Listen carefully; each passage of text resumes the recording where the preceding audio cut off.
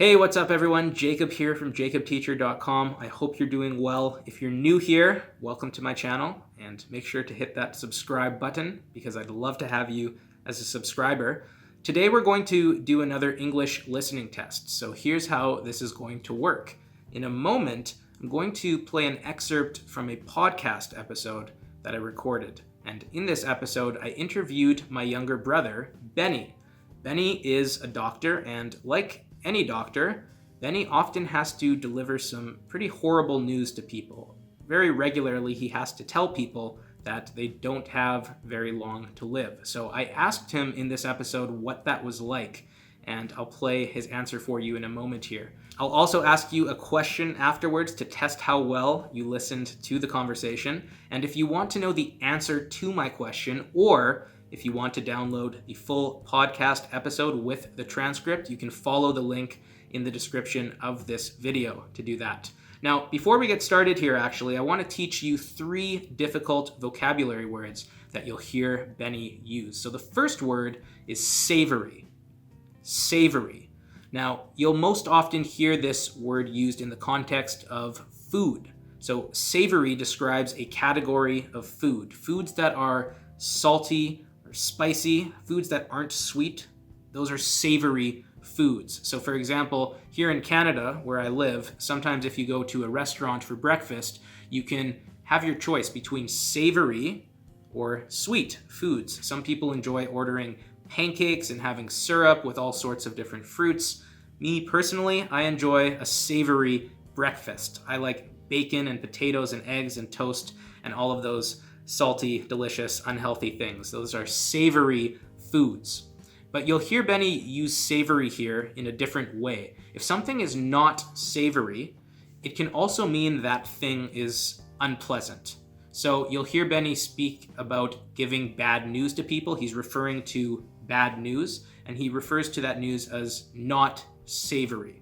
Okay? The next word that Benny uses here is palatable. And again, this is also used in the context of food most often, but you'll hear Benny use it in a different way here. So if something is palatable, it means that that thing is pleasing or appetizing. If something is unpalatable, it means that thing is unpleasant. So again, you're going to hear Benny using this word, palatable, to speak about delivering bad news to people. The last phrase that I wanted to teach you here is a phrasal verb, bear down. You'll hear Benny use this phrasal verb, to bear down. And in this case, the way that he's using it, it basically means to just do it. He's talking about the necessity of having to deliver bad news, and he says sometimes you just have to bear down and do it. It means sometimes even if it's unpleasant, even if you don't want to do it, if it doesn't make you feel very good, you just have to bear down and do it. So pay close attention. I'm going to play this part of the podcast episode for you right now.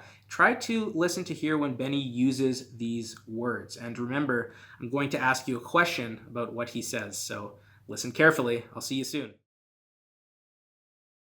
You mentioned a human element before that you like about the job. I want to get into that a little bit.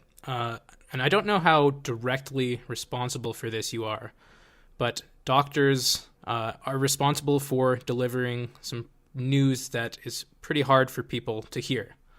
I was wondering if you've had to give bad news to people, if you've had to tell people perhaps that they don't have long to live.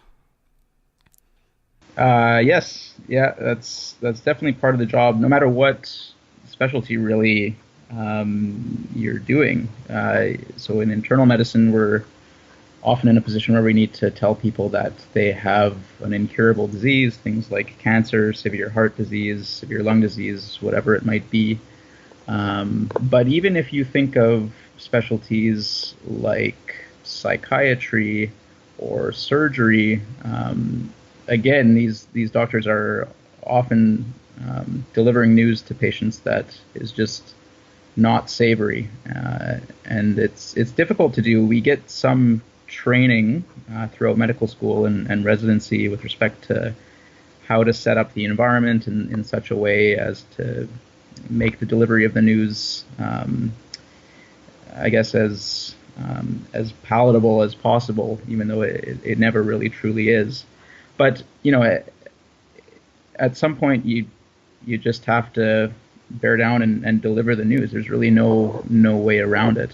So what you have to do is essentially just make sure that you're communicating to them as clearly as possible what the details are, and that you've set the stage appropriately so that when they do receive the news, it's not a shock, or it's not going to be received in a negative way.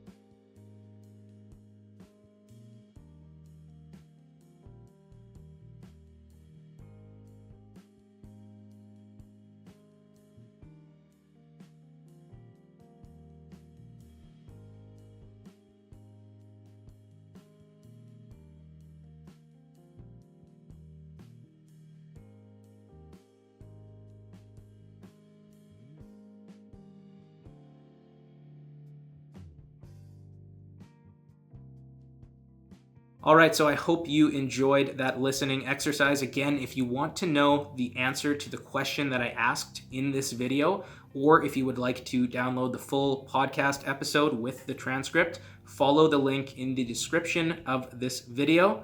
Thank you so much for watching, and I will see you later.